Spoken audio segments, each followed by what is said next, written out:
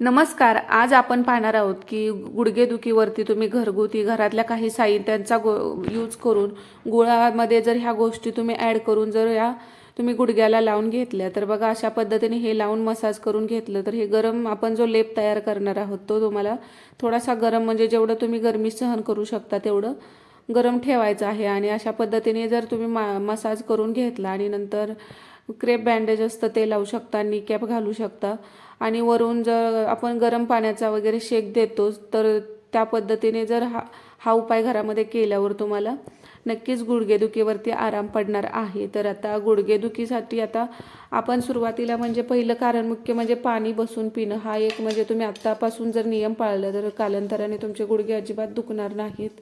आणि त्याचबरोबर म्हणजे गुडघे केव्हा दुखतात म्हणजे आपले एकदम जास्त कधी व्यायाम झाला असेल, चालणं झालं असेल किंवा कधी चमकलं वगैरे तर ते दुखत राहतं. तर आता इंटरनली पेन किलर आपण प्रत्येक वेळी काही घेऊ शकत नाही आणि ते तेवढं चांगलंही नसतं.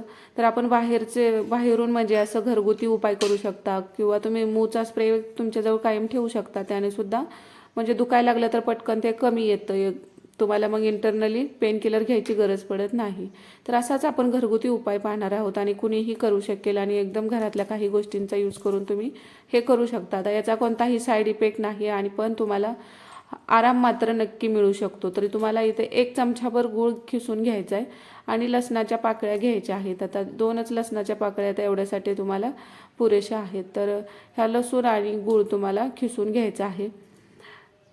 तर कोणताही म्हणजे पेन किलर गोळ्या जास्त प्रमाणात घेण्यापेक्षा तुम्ही असं घरगुती उपायसुद्धा नक्की करू शकता. याचा साईड इफेक्ट तर नसतोच, शिवाय आपल्याला फायदासुद्धा होऊन जातो. तर ह्या गुळामध्ये तुम्हाला 2 पाकळ्या लसणाच्या खिसून टाकायच्या आहेत. आता देशी लसूण असेल तर अजूनच चांगलं, तर शक्य होईल तेवढं देशी लसूण घ्यायचा आणि यामध्ये लसणाच्या 2च पाकळ्या पुरेशा होतात. आणि यामध्ये तुम्हाला तिळाचं तेल किंवा मोहरीचं तेल ह्या दोन्ही तेलापैकी कोणतंही तेल तुम्ही यूज करू शकता. आता कोणतंच नसेल तर मग तुम्ही पॅराशूटसुद्धा घेऊ शकता, पण तिळाचं तेल किंवा मोहरीचं तेल तुम्हाला कोणतंही सांधेदुखी असेल तर त्यासाठी थोडंसं फायदेशीर ठरतं, म्हणजे तुम्हाला लगेच आराम भेटतो.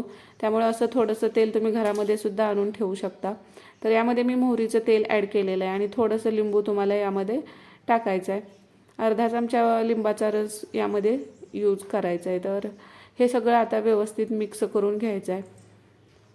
तर लसूण, मोहरीचं तेल आणि गूळ यामध्ये आपण ॲड केलेलं आहे. तर ह्याला अशा पद्धतीने व्यवस्थित मिक्स करून घेतल्यानंतर हे आपल्याला आता जे आपण हा जो लेप बनवणार आहे तो गरम करून घ्यायचा आहे आणि गरमच ह्याचा यूज तुम्हाला करायचा आहे. आता गूळ थोडासा गरम केल्यानंतर आता बघा, पूर्वी आपल्याला जर काटा टोचला असेल आणि तिथं जर म्हणजे टाचदुखी असेल तर त्या ठिकाणी काय करत होतो आपण, गुळाचा म्हणजे चरका देत होतो. तर गूळ त्याला लावायचा आणि आपण दिव्यावरती वगैरे किंवा मेणबत्तीवरती तो पाय धरायचो, तर त्याने सुद्धा आराम भेटायचा. म्हणजे तुम्हाला पायामध्ये कुरूप झालेलं असेल, टाचदुखी असेल तर हे आपण लहानपणी केलेलं होतं, हे तुम्हाला सुद्धा आठवत असेल. तर आपली आई आजी ते आपल्याकडून करून घ्यायची आणि आराम भेटायचा. तो गुळाचा जो चरका आपण द्यायचो पायाला त्याच्याने. आता यामध्ये थोडीशी हळद टाकून घ्यायची आणि हे व्यवस्थित खालीच ह्याला आता तडका पॅनमध्ये मी घेतलेलं आहे, आपल्याला हे थोडंसं गरम करून घ्यायचं आहे म्हणून, आणि थोडीशी हळद यामध्ये टाकलेली आहे. आता हे गॅसवरती तुम्हाला गरम करून घ्यायचं आहे. आता ह्याला जास्त पण आपल्याला शिजवायची गरज नाही, फक्त हलकं ह्याला मिक्स करून घ्यायचं. आता यामध्ये लिंबू टाकल्यामुळे गुळाचा काय लगेचच पाक होत नाही. गॅस बारीकच ठेवायचा, कारण बारीक गॅसवरती तुम्हाला हे व्यवस्थित मिक्स करत राहायचं आहे. असं याला सतत हलवून, म्हणजे यामध्ये आपण लसूण, लिंबू आणि हळद मिक्स केलेलं आहे गुळामध्ये, तर हे सगळं व्यवस्थित एकजीव होण्यासाठी तुम्हाला बारीक गॅसवरती हे करायचं आहे. मोठा गॅस केला तर मग गूळ पटकन करपून जातो. तर लिंबू टाकल्यामुळे गूळ जरी आपण शिजवला, म्हणजे यामध्ये पाण्याचा यूज आपण केलेला नाही, तेल आहे, त्यामुळं गुळाचा पाक अजिबात बनत नाही. असं थोडंसं शिजवून घ्यायचं याला. आणि आता हे असं गरम आहे तोपर्यंत हे तुम्हाला चेक करायचं आहे हाताने, तुमच्या पायाला जेवढं सहन होतं आहे तेवढं. एकदमही गरम लावू नका, नाही तर चटका बसेल. जेवढं तुम्हाला सहन म्हणजे थोडंसं कोमट ठेवायचं. आणि आता ज्या ठिकाणी तुम्हाला वाटतं या ठिकाणी दुखतं आहे त्या ठिकाणी तुम्ही सर्क्युलर मोशनमध्ये मसाजसुद्धा करून घेऊ शकता.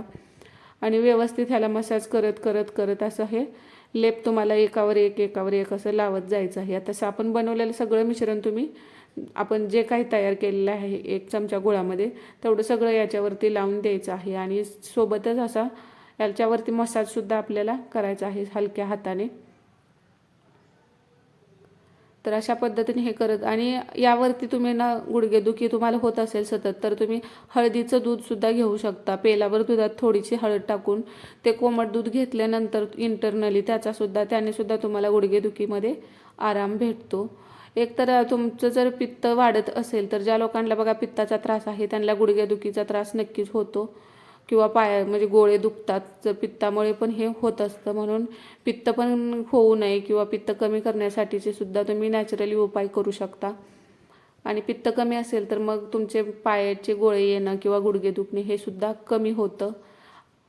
तर अशा, आणि कुठं चमकलं वगैरे असल्यावर आपण बघा हे क्रेप बँडेज यूज करतो, याच्याने तुम्ही असं हे लावून घ्यायचं. आता गरम पाण्याची बॅग असेल तुमच्याकडे तरीसुद्धा त्याच्याने ह्यावरून आता असं हे पॅक केल्यानंतर शेकून घेऊ शकता, आणि असंच तुम्ही रात्रीचं करून ठेवून देऊ शकता. याच्याने तुम्हाला नक्कीच गुडघे दुखत असतील तर त्यामध्ये आराम भेटतो.